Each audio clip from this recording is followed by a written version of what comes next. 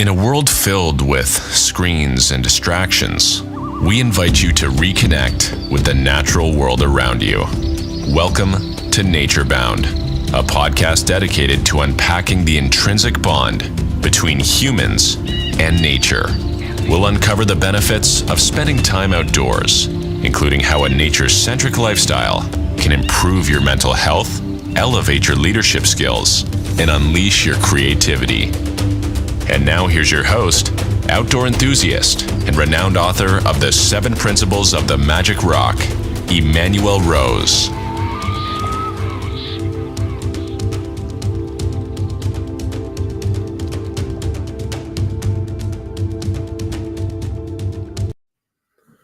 Welcome to Nature Bound. This episode, we're going to delve deeply into the way that we think and the tools to get rid of old thinking processes and develop new ones. And it's my pleasure to welcome to the show Dawna Campbell. Welcome. Thank you for having me here with you today on Nature Bound. You betcha. Well, Dawna, can you share a little bit about your background so we can understand where you're coming from? Yeah, absolutely. Absolutely. I think in the world that I'm in with how our thoughts work, we're always our own first client. And so for me, I grew up in Silicon Valley during the time of the big tech era when that was booming. But it automatically paints a picture to everybody that there was lots of money, there was abundance, because everybody had all of these luxury things. But that wasn't true. Because a lot of people in that area, although the tech area was there, were the blue collar workers that were making all the little microchips for all the computers and everything coming out. Right. And my family wasn't any different. So we grew up pretty much near poverty. And that meant, because that means different things to different people, we were on food stamps, public assistance, welfare, and then both of my parents worked. So it wasn't like they weren't sitting around not doing anything. And so it really instilled in me this belief that there was abundance for all people. And I wanted to create opportunities for people that maybe didn't have all the things that were offered that I saw all my friends being offered, like going to college. And so I first became a financial advisor, and I was a managing principal of an investment firm. And that sounds really good.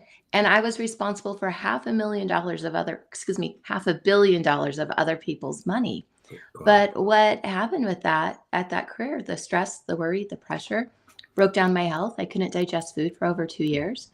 My marriage ended out of infidelity. And then I became financially devastated myself during the global recession. And all of those things happened within 5 years. Wow. So that's the background to how and who we are with our thoughts and how we can really create with them. Well, that's quite the descent into the abyss in the hero's journey Yep. model, right? So what was kind of that pivotal moment for you where you said, "Wow, this is bad. This is not what I want, and I got to do something different." And then what did you do from that point? Yeah, I had already learned about my food not being digested. And I remember the energy worker, naturopathic doctor I went to, she said, there's something in your life that you're not able to digest, but don't go looking for it. It'll naturally surface. And Yeah. within 3 months, it was the infidelity of my marriage. Uh-huh. So that came out. A year later, I went through the divorce process and all of that. I decided to move to an ashram. It's a spiritual living community Yeah. because I recognized that those two things had me in common. And because of that, I started really looking at brainwave patterns, meditation, who am I, and how that whole process worked. But the defining moment was, this was 2-3 years after I was through my marriage divorce. I was dating this one person, and at the end of 2 years, he decided to attempt to take my life. Oh, geez. Yeah. And so it was in that moment when he took his hand off, I knew I couldn't retaliate, although he asked for me to do that, which was a really strange request. But Wow.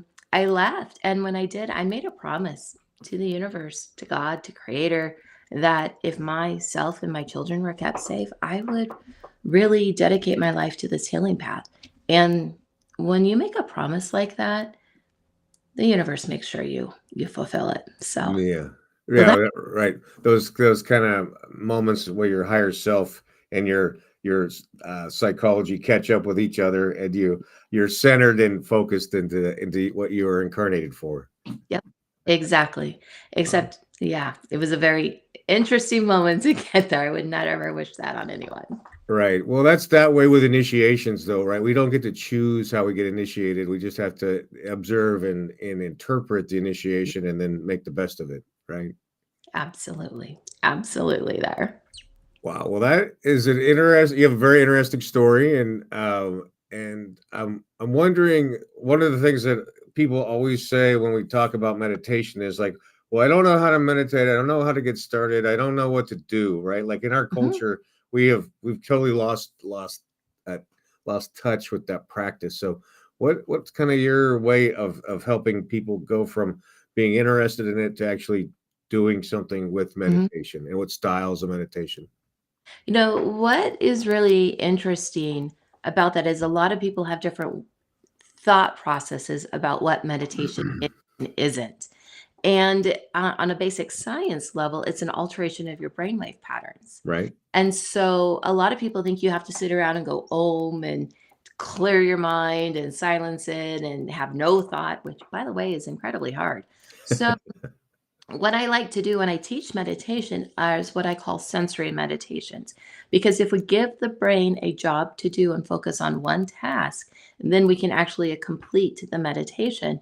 So it's centering yourself and say, for example, you can focus on your breathing. A lot of times people do that. You can focus Mhm. on hearing, you can focus on a dot on the wall, but you're giving the brain something to do. And when you do, everything in the brain relaxes and unfolds, and then you get centered, you get balanced.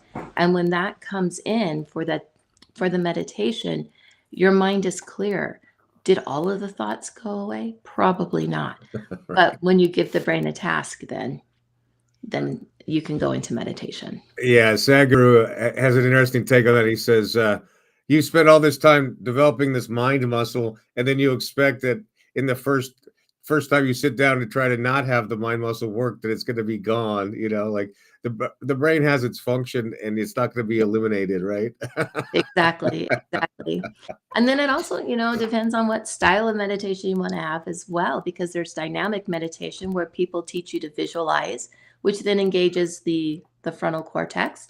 And Yeah, then there's the transcendental, which is the no thought. right. My personal favorite way to meditate is when I sit. I live in Montana, so I get to stare at my scenery and my trees, kind of Very like that's right nice. behind you. Yeah, And I just, focus myself and I just look out into nature. I breathe and I let my mind do what it needs to do. And right. if there's thoughts, but they quiet down and then they go away and then you're just suspended in that state. Yeah, no, that's beautiful. Um, okay, so then for people that are thinking about getting started, is there one meditation that you kick people off with, or how do you manage that? I one that I teach and it's in all of my coursework because what we want to do when we make changes with our thoughts and the energy frequencies behind it, you want to be between an alpha and a theta alpha brainwave. Right. One of the ways and the easiest ways to get there is to use your breath. And so when you breathe, you are breathing in oxygen, all the good things our body needs. And when we breathe out carbon dioxide, all the things our body doesn't need. And so focus that. We're going to breathe in a positive word, something we want, say peace. And then we're going to breathe out the word, say stress, the piece that we don't want. Yeah. And do that for 3 to 5 minutes. Breathing in peace, breathing out stress. And in that time frame, you're going to drop into that alpha. And then if you did it 2 times in a row, you'll probably go into a theta alpha brainwave. And it slows it all down and increases the vibrational level. And you're just in that state. Yeah. And when you're done, you have more focus, you have more clarity, you have more balance. So when you go back to the work task that you're doing, it happens 20 times faster because you got the energy to the brain. Yeah, I love that. That is, I learned that one at a Buddhist meditation Mhm. workshop that I went to, and it's been. I actually use that when I'm playing golf, of all Yep. things. That helps me stay focused and be in the moment versus in that kind of type A wanting to control the world. Yes. Yep. Yep. And like you, I learned it from a yoga healer. He taught me 5 sensory meditations that Yeah, I have to do every single day to go into an energy of no thought. yeah. No, that's beautiful. Um, I guess now you work with clients, you work with other people, and you have for a while now. Mhm. And what are some of the common challenges that people face when we enter into this work of I'm dissatisfied, I've had these terrible things happen, I'm confused. Like, what are the common kind of challenges that people have in this transitional state? So there's 2 main things that people come for in the in all areas. One is they always say they want more money or something financial. Yep. And when I ask why, they usually tell me about a lifestyle that they want, Hmm. which is great. The beach sea, being on vacation, but working, that's great Yeah. until the computer onto the beach and you realize there's sand everywhere. Right. I tried that once. Yeah. So they tell you about the lifestyle that they want and the way that they want to live and with their family. And then that's usually hitting all of the relationship categories as well because they want to have and experience this blissful love. And then after about 10 or 15 minutes in conversation, they say, "Oh, is that why I have this problem with my stomach? Or is that why I have, this respiratory thing?" And the answer is yes. So health is the third area. So wealth, health, and relationships, but that's Hmm. usually the pathway. Yeah. But what's interesting is when they start talking about wanting an increase in money or an increase in financial well-being, the other thing that they typically say is, "I need confidence. I don't have confidence," Mm. which is really interesting because they're confident that they don't have confidence. So they already have confidence on the other end of the spectrum. So we Yeah, have to right. reverse that. Oh, interesting. Well, Mhm. let's dig into that. I think that's a fascinating. I haven't heard that before. So what is it about confidence, and where does confidence come from, and how do we end up without it, and how do we get it? Yeah. Confidence is really about having that internal belief about yourself Mhm. and that you can do it Uh-huh. and that it's there. What I think has happened in society and how the media and our social conditioning has trained us is to look outside of ourselves for that external validation with Yes, yes. everything. Right. And if we don't receive it outside of ourselves, we don't know that we can be confident inside because we didn't receive the what we would say the markers were that other people Yep. loved us or accepted us or for us to feel good about ourselves, and it's Yeah. just not taught. But really, if you're good and grounded and you know that you can do it, you can do whatever you put your mind to, you're authentic in it, then that confidence is there. It's just a strong belief in yourself. And then Oh, yeah, but I mean, you've just described a very powerful first initiation, right? Which is to be inwardly focused enough to know what is important to you, yeah. and that if you don't get it, you're still okay, and you're going to keep persevering until you do get it. Mhm. So, I think that's really powerful. And I think like you're saying, the first thing is you have to identify what it is that you want, right? Mhm. Want, need, whatever that word you want to make, and then start to take the actions. In the hero's journey, you would say you want to find a mentor, right? And the Yes, mentor leads you into the magic elixir, exactly. and that's who you are as the mentor for some of these people, I would imagine. Yes, absolutely, absolutely. I've been there. I know the pathway, and I know how to transform it not just in myself, but also when I work with other people because of how laws of physics works, you can make those energetic changes within them, and then they have the things that they have been asking for. Yeah, no, that's powerful. Well, what type of people do you find that you resonate the most with and that you work the best with? That's a pretty eclectic mix of people. Okay, Yeah, yeah. that. So I do have people come to me with the wealth category. people who want to learn. So I teach everything that I do. They want to, they're people in the metaphysical world, the spiritual world. They might be business owners or entrepreneurs, coaches that really want to learn and take what they've learned to their clients. The other group of people are people who just, they don't want to learn it. They just want you to do it for them Hmm. and just have the result. And so those are more of my VIP clients where I do custom work. And sometimes I do custom teach as well based on the individual's needs.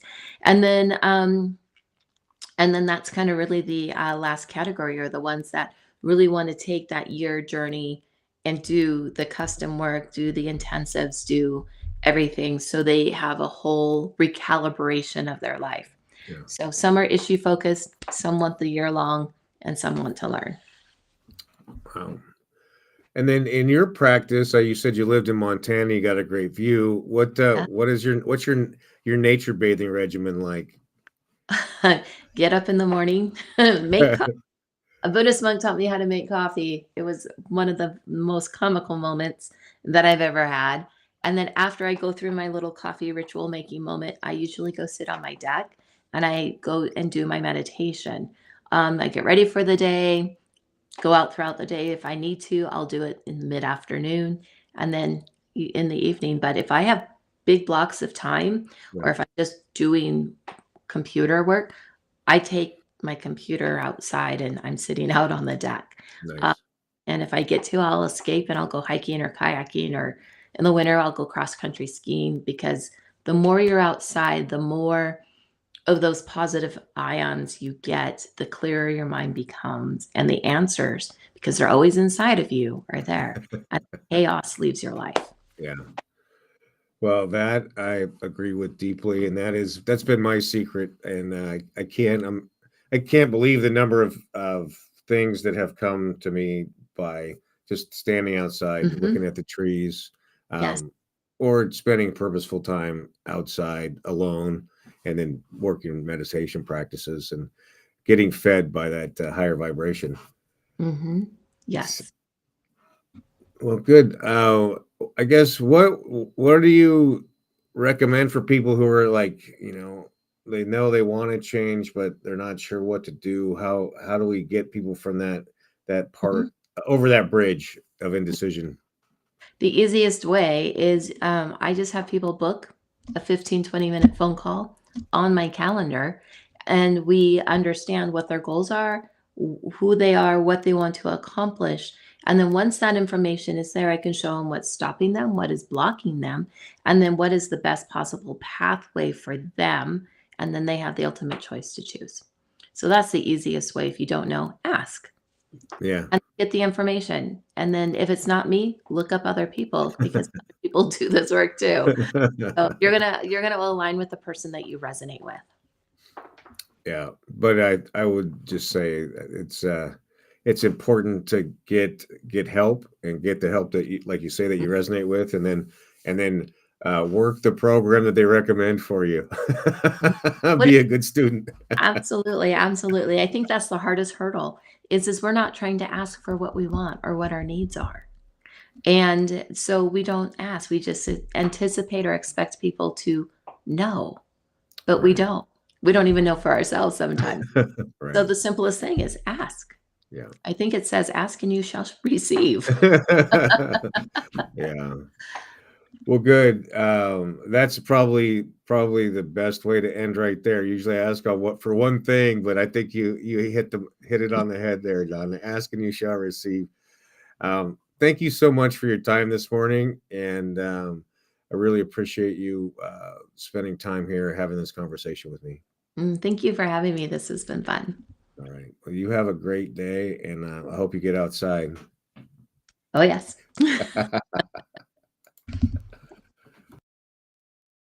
Thanks for listening to this episode of Nature Bound. Be sure to subscribe wherever you heard this podcast so you never miss a future episode. If you found value in today's episode, please share it with someone who needs to hear it. Be sure to purchase your copy of The 7 Principles of the Magic Rock at emmanuelrose.com or on Amazon. We thank you again for joining us today, and remember to get nature bound.